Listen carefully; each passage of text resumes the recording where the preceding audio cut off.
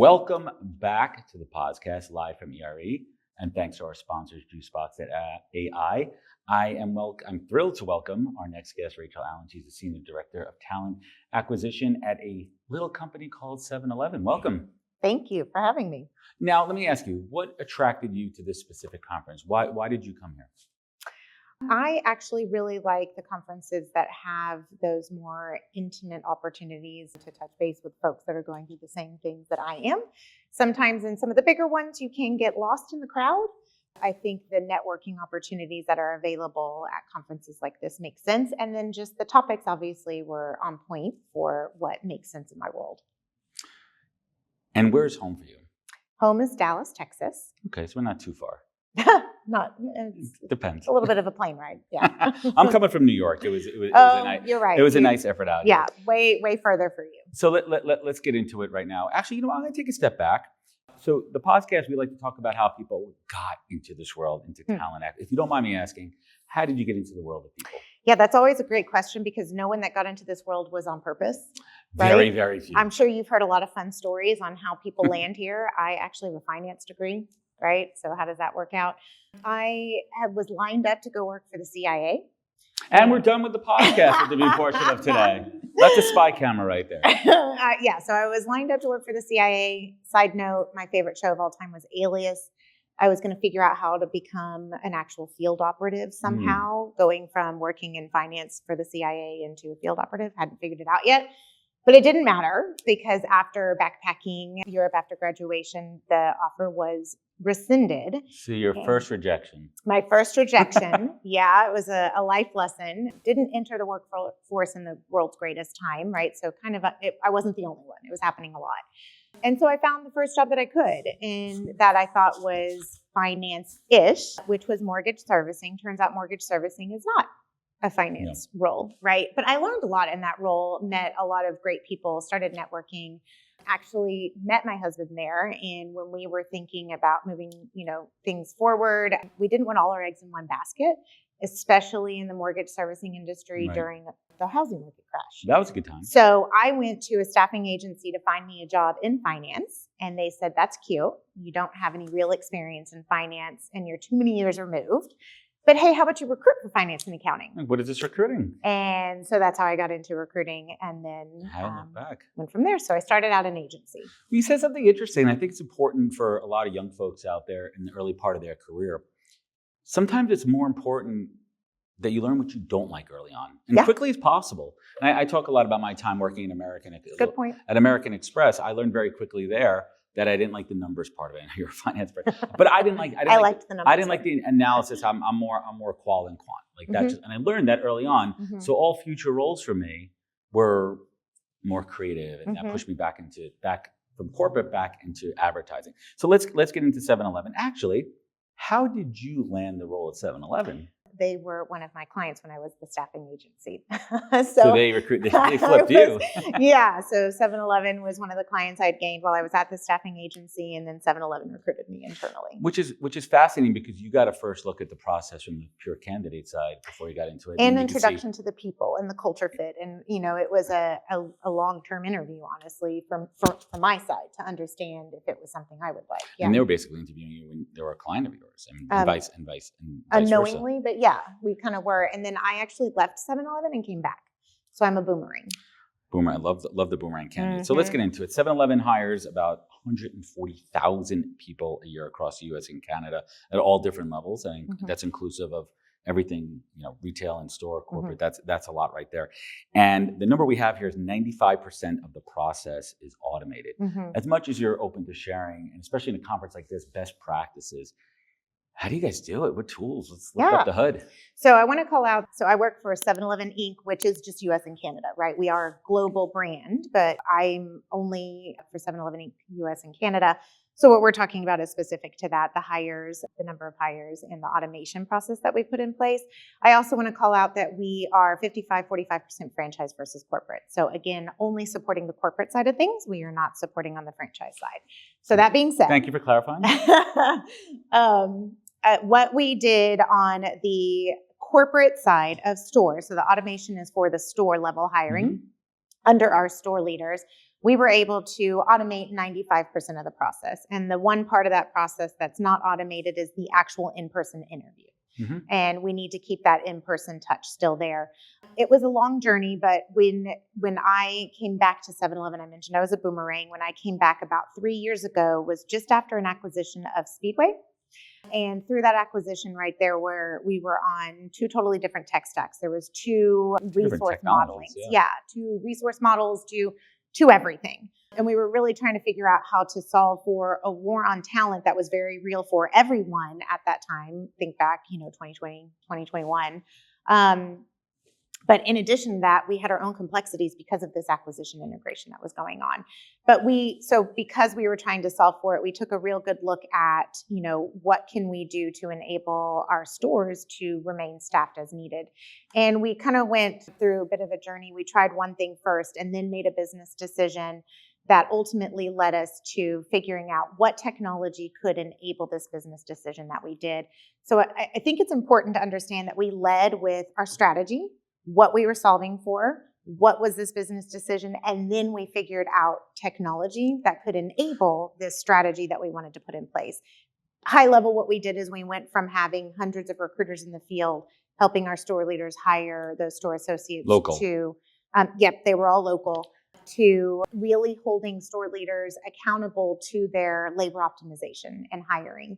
And so no longer having those recruiters as a resource. And when that decision was made, technology was not in the picture to help enable that. And then when the support of store hiring fell into my shop as the CEO, we knew quickly, right, we needed to help enable this business decision. So let's pause for a second here, and we're talking about, if we're talking about folks that work in the stores, these are hourly employees, and there's a lot of considerations to take into effect, a lot of factors to take into consideration. For example, how they apply, how they engage. Yeah. Some have emails, some may not, but everybody has, everyone pretty much has one of these. So let's talk about the strategy as much as you're open to sharing. What were some of those considerations that were very unique to this business model? To the population. Correct. Yeah. And the population that your candidate pool. Right. So first and foremost, our candidates are our customers, right? And we can't lose sight of that. And so our North Star is the experience that they're going to go through. Amen because to we that. cannot lose them as our customers. Right. It's bad experience. All of a sudden, like, you know what? I'm going to just go to X, Y, and Z store. Correct. And because I had a good experience. No, you're exactly right. And we did look at some data to understand some of the behaviors of our candidates. And a couple things that we found is that they were trying to engage with us 24/7, but we don't have recruiters or hiring managers, able to respond 24/7. Is that because of the nature of the type of employment that maybe they're working another job and they can't step away from where their job are? Potentially. Between 9 and 5. So you have to meet them where they are. Correct. We need to meet them where they are. That's a tremendous insight. Which is core to who we are as a business. We're operating our stores 24/7, right? So it's in the same ethos. Kind of does make sense, right? But we also found that they were applying to 14 other places the same day they were applying for ours. And if we weren't getting to them first, we were losing them. Speed to market. How do we get to them fast? Well, you have to automate. But then through what channel do we see them actually responding to? And that was text. And we knew that they could do it at 3 a.m. or wherever they were. We were meeting our candidates / customers where they were with what they needed. Key takeaway, folks. So our mission really is to make our customers' lives a little more awesome every day by providing fast, personalized convenience where you want it, when you want it, how you want it. And because our customers are our candidates, we needed to do the same in the recruitment process, right? We needed to meet them where they were, how they wanted it, when they wanted it, what they wanted, and personalized and fast. So there was an opportunity with Speedway coming on board there to revamp and take a look at the whole process there. Without getting into too much of the weeds here, you were looking at different platforms. And it's trial and error, and you're getting pitched. But you also didn't know what you didn't know at the time, right? There was things you do, things that you didn't know. But when you started testing out, what was one of those big moments where maybe, Rachel, it was a hypothesis that you thought something was going to work, and then you quickly realized from the data coming in, you're like, you know what? There's a better way to do this. Yeah, so for us, we actually went into it thinking we were just going to use more of a light version of what we ended up with. So more of the communication aspect and the texting, just texting to apply is where we started. And we quickly moved into using the technology that we chose as a full ATS for the store level. And that was a big change in direction that we didn't realize until going through it. It's like, oh, that's what we need, because up to this point, ATSs have really focused on solving for non-high volume. Correct. It was really hard to find a solution that could enable us in the high volume space. And we just how do you organize? How do you sort? How do you push applications to the now? Very diverse workforce at 7-Eleven, multicultural. How did you build this system? Again, meeting candidates, were there language selections? Yeah. Like, how did that work? So ultimately what we did was we provided an AI layer that was wrapped around.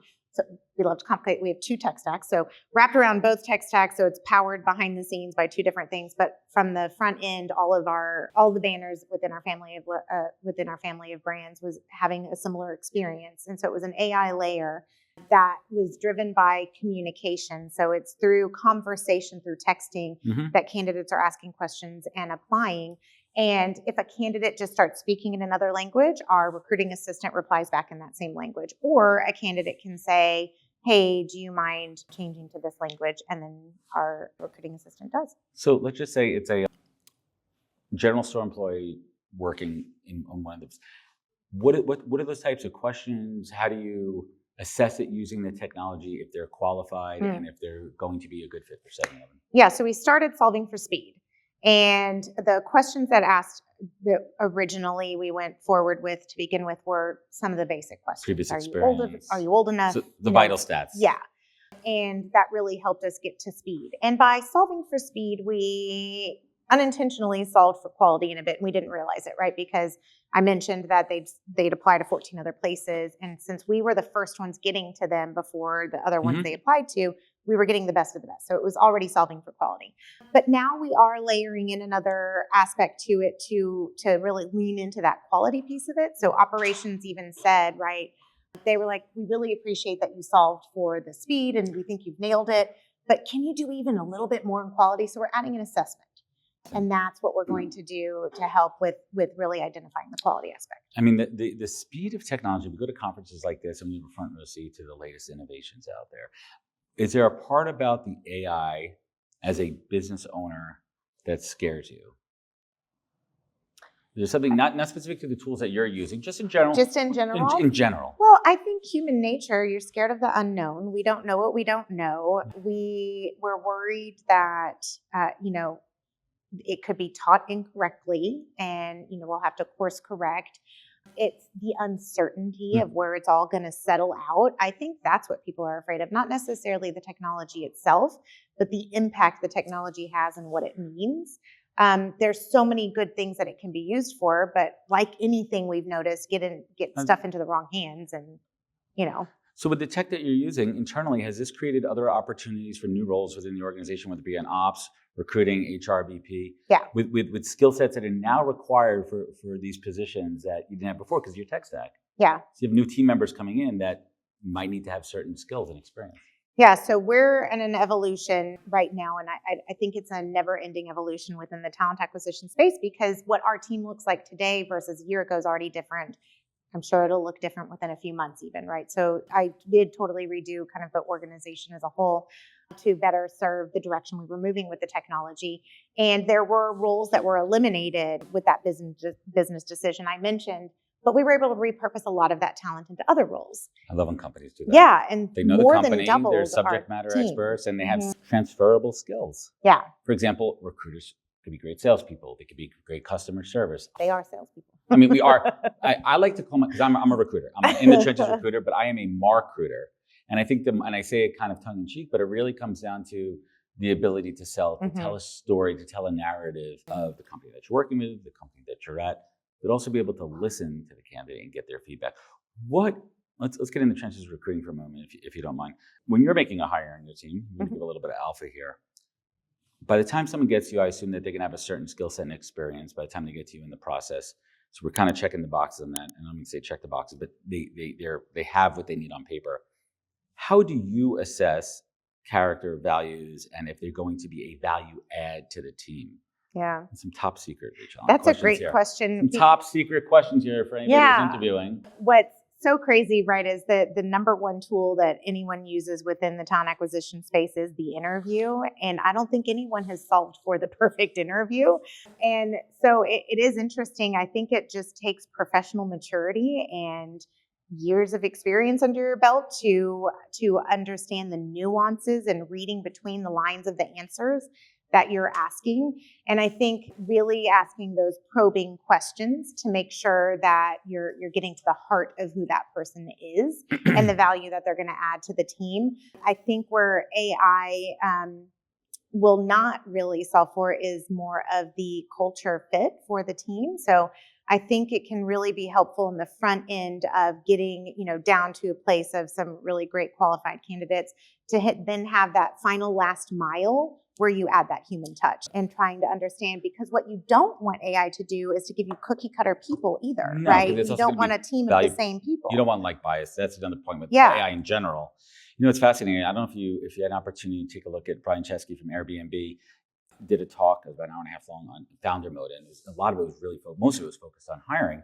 And one of the things he mentioned was during the interview process, if you're interviewing someone for mid-senior level roles, keep going on the same question. Yeah.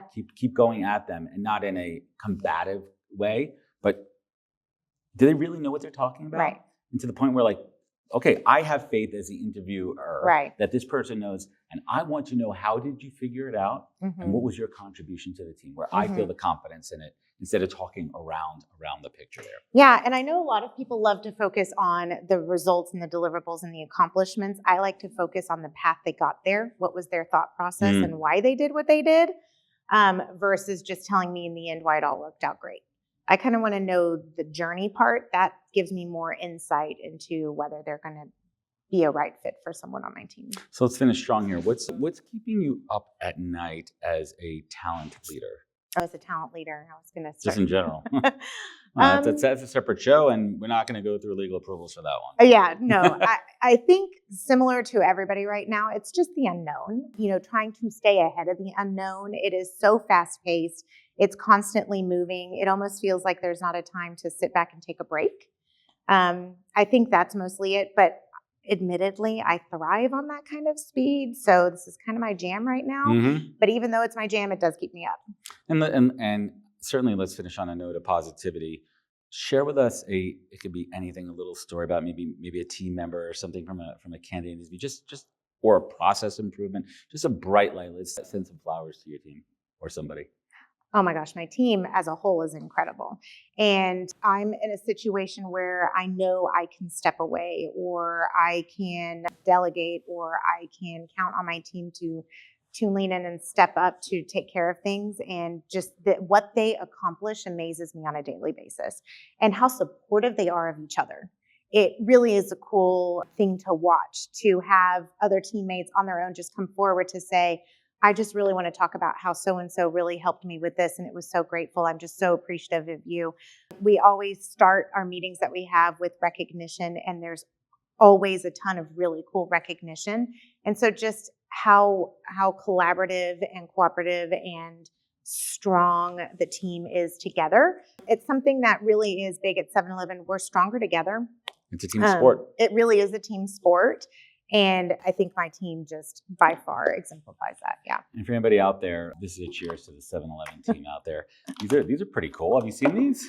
They have these all over the office? These are pretty cool. Not in the office, but I have seen them. Yeah. I live in New York, out of Long Island. I have not seen these out there. Rachel, I want to thank you so much for joining us today. Where could folks connect? Where could they learn more? What's the best place to connect with you? Oh, with me, LinkedIn. Yeah, find me on LinkedIn, yes. Rachel, thank you so much for joining us today. Thank you. I appreciate you. Thank you so much. Thank you.